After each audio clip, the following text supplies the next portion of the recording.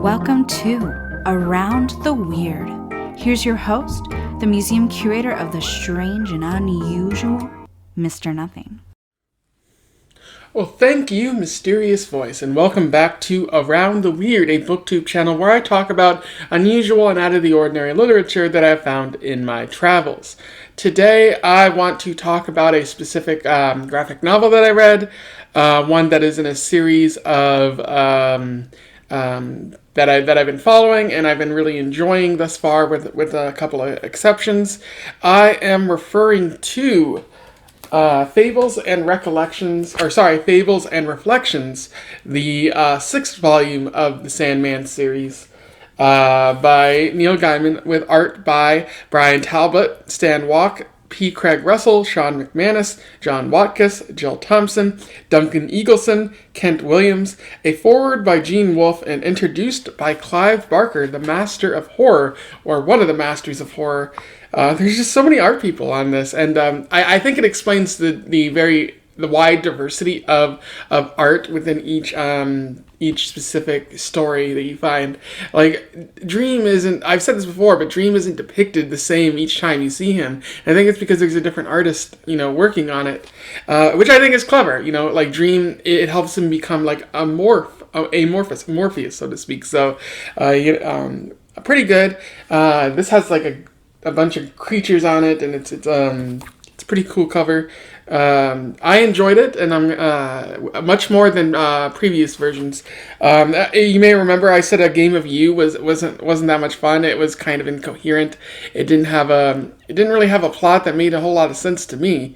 And then The Doll's House was also kind of meh, but not as nearly as bad as A Game of You. So I've been enjoying this series that follows Dream as he escapes from imprisonment, goes about setting his kingdom in order, fixes some issues that he sees in the outside world. He gains control of hell, and then he turns it over to heaven and the angels because he recognizes their authority or something like that. And you also see bits and snapshots of what he's been doing in the past, and this is kind of like that. This is just a series of short stories connected by some similar themes, and it follows Dream and his siblings, the Endless, and I really enjoyed it. And let's talk about why I enjoyed it. I'll do a little summary, a little analysis, and we will move on from there. So Fables and Reflections starts with one story about a writer named Todd, who is trying to leave a play that he is working on because he has a fear of failure, and so he doesn't think that he wants to stick with it.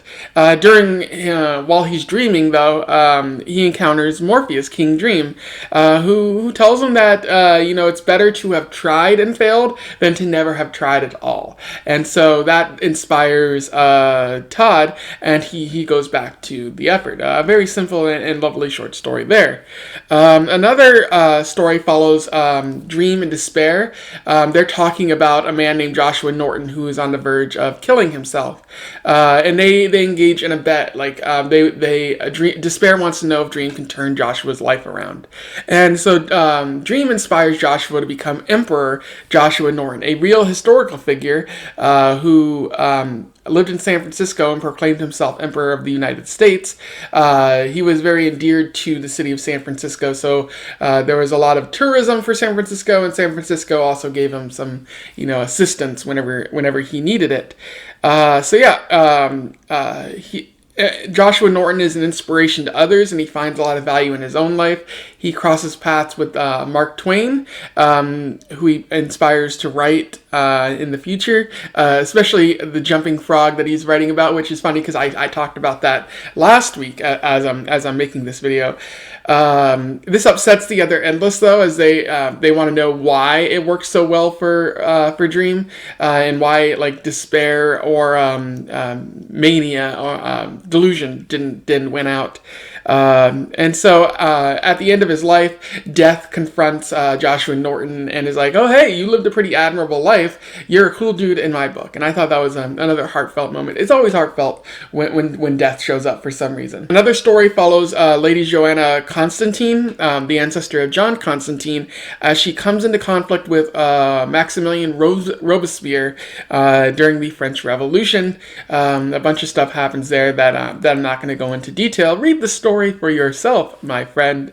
The next story follows Vasily, a young hunter living during medieval times.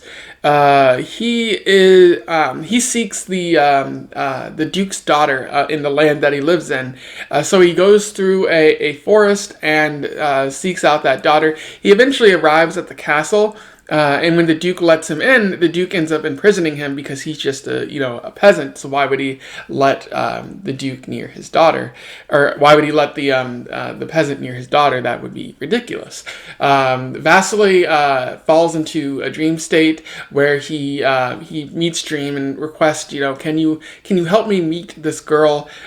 She's the girl I want to be with. And Dream advises against it, but he lets Vasily meet the girl through the dream portal or whatever's going on there. And Vasily realizes that she's not the one that he wants to be with. And so he goes back out and finds another woman, and that's that story for you. Another story follows Augustus Caesar, one of the ancestors of Julius Caesar. I believe his grandson or nephew or something like that. He's currently in disguise and hanging out with a dwarf named Lysias on some steps, pretending to be some down and outs. And so they're talking about Augustus's feelings towards Julius. He was a bit abusive, but he aspired to be a great man like him, so that he could be remembered for making Rome a better place. He also has a conversation with Dream about how kingdoms aren't forever, and that despite the fact that he wants to be remembered forever, eventually, much like Julius, like someone else will come along, and perhaps they will be remembered more than you will.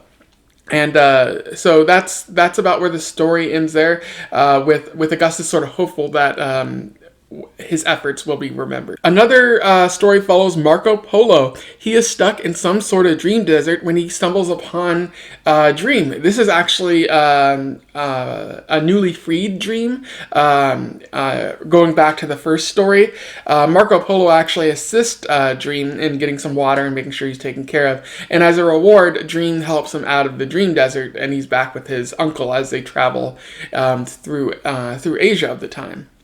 Another story follows Orpheus. It's just the myth of Orpheus with Dream and the other Endless taking hold in the story.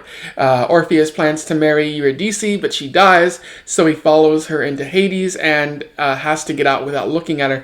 Unfortunately, he does look at her, causing her to be taken back into Hades. And then he's torn apart by this cult of manic women, which is a part of his legend. Orpheus wants to be restored by Dream. However, Dream just walks away. And we learn that Orpheus is Dream's son, and so he's turned his back on a child that supposedly should mean a lot to him, but he's just like, you didn't want me, my son, so I'm not going to be there for you now. Another story follows Hippolyta and Daniel. If you recall in previous stories, Dream laid claim to Daniel as his son because Hippolyta was pregnant in the dreamscape, and so Dream sees that as any reason to claim this child. And so when Daniel falls asleep, he goes into the dream world, and he has a bunch of interactions with the characters who live in the dreamscape, who tell him about secrets, but also try to prevent secrets from being outright discovered. So that's what's going on for Daniel. And then he wakes up, and everything seems to be pretty groovy. And then the final story is about the Caliph of Baghdad. He is also obsessed with preserving his kingdom and being remembered, being immortal. However, Dream informs him that eventually empires will fall. They fall everywhere. And so he makes a deal with Dream to preserve his kingdom in a bottle. So, like, after his death, the kingdom will still be there. The city that he's living in will still be there, Baghdad. So there's some hope for, immortality in terms of the kingdom. And so that was all the short stories. In terms of analysis, there's quite a few things that I want to talk about. In previous volumes of this collection, I talked about how Neil Gaiman was myth making, telling stories about Dream, creating lore about the other Endless Ones, and that seems to be what's happening here. First, you got stories told by others being handed down through generations as a framing device for many of these stories, and that's how we tell our lore. That's how we pass down the myths of various generations. And so I thought that was pretty clever on Gaiman's part. He seems to be doing that very frequently with these shorts, with these collections that he's writing. There's also the idea that Dream is a higher god. He stands next to multiple deities, including Jupiter or the Greek the gods of the Greek mythology.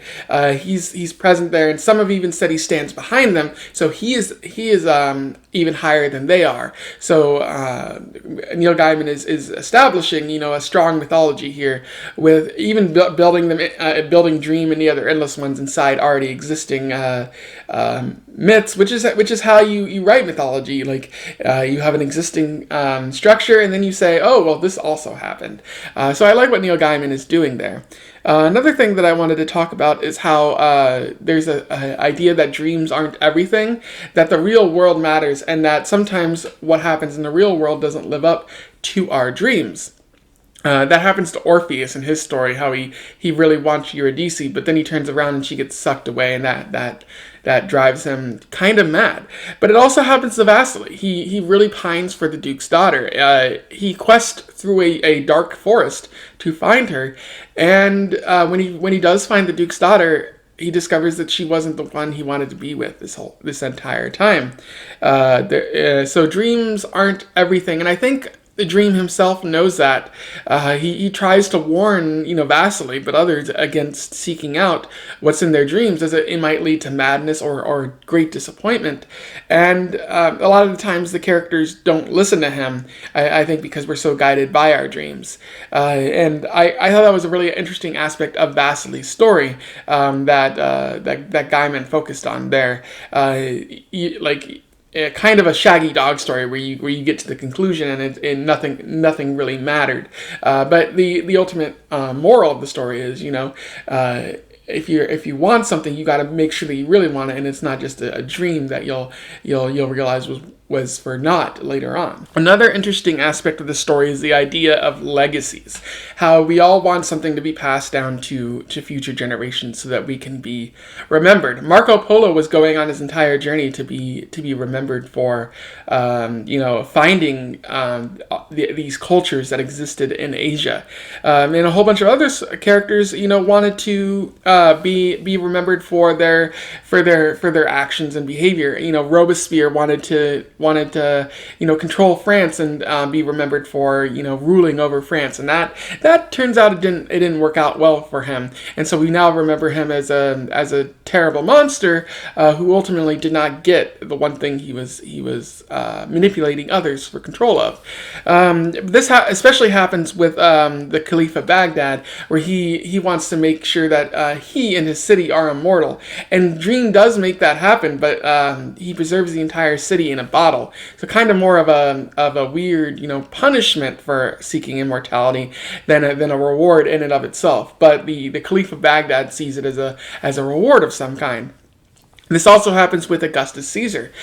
He's obsessed with being just like his abusive uncle Julius. He wants to be remembered as a great general, or for expanding the borders of the Roman Empire, and he's partially successful, but he knows that this is temporary. Let me read to you a small passage from this. You named this month after you, though. It used to be Sextilius. Now it's Augustus. You did that. That will not last. In another decade, this month will probably be called Tiberius. We write our names in the sand, and then the waves roll in and wash them away. And I think that's Augustus sort of understanding that he may make a lot of changes, and some of those might get remembered. But ultimately, the sands of the waters of time come in, and they wash away many of our achievements. And so a lot of the stuff that we do probably won't get remembered unless it's preserved in some way and passed down through the generations. And only rarely does that stuff kind of happen. So, like Augustus is both determined in preserving his legacy, but also understanding it probably won't last for very long. And I think that's an important message that this collection tries to pass on. That things change, and we have to understand that those things are going to change, and that nothing we want will last forever. And if we seek for it to last forever, we'll live our whole life in pursuit of that, and we won't actually be living. One of the things that I don't like about this story is how all the stories kind of feel repetitive. They all focus on historical figures in some way, and I realize that Neil Gaiman kind of leans on that a lot in the stories he writes, and so everything kind of feels repetitive. He doesn't focus on new characters that he can create. Rather, he focuses on people like Augustus Caesar or Marco Polo or kings, caliphs of Baghdad. And so because Dream looks like Neil Gaiman so much, it does seem like self-insert historic fan fiction where, he's like, oh, look at me, I'm hanging out with all these famous people. Kind of unusual and very repetitive. So it seems like Gaiman only has one trick that he can pull off at times. And another maybe lesser problem is the text within this comic itself. It's very difficult to read at times because the writers and the artists make it thematic, where like the text in the story about the Caliph of Baghdad is the stereotypical Arabic text, where it looks like it was written in an Arabic language, but it's actually written in English, and that happens for a bunch of other stories, and it becomes very difficult to read. And like if I can't read your graphic novel, there's a problem there, especially when you put so much emphasis on the dialogue in the story.